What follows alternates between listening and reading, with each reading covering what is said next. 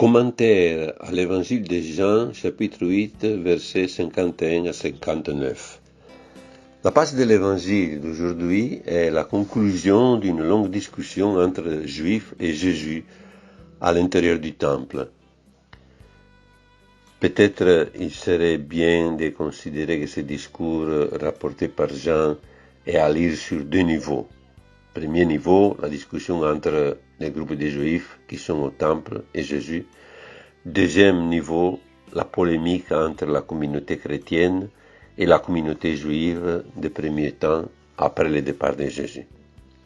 Bon, ce discours a commencé après que les Juifs avaient présenté une femme à Jésus, femme surprise en flagrant adultère, avec l'intention de voir la réaction de Jésus pour les prendre au piège et pouvoir les condamner.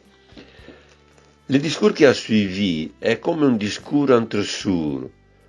Jésus, sur sa position, cherche d'expliquer ce qu'il est, l'envoyé du Père, et les Juifs qui les contredisent et ne veulent pas accepter ses paroles. Pour eux, l'héritage reçu de la tradition n'a rien à changer.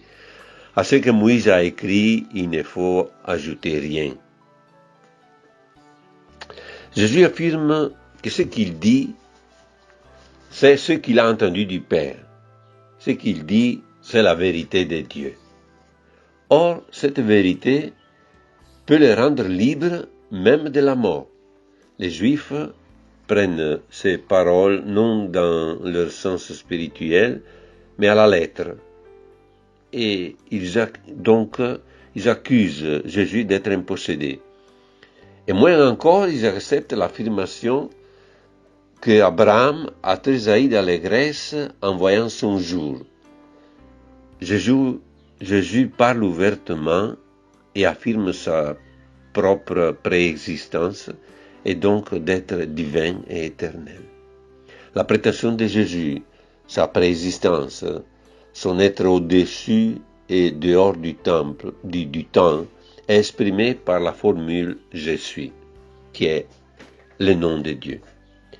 Alors les Juifs jugent comme blasphème cette prétention de Jésus.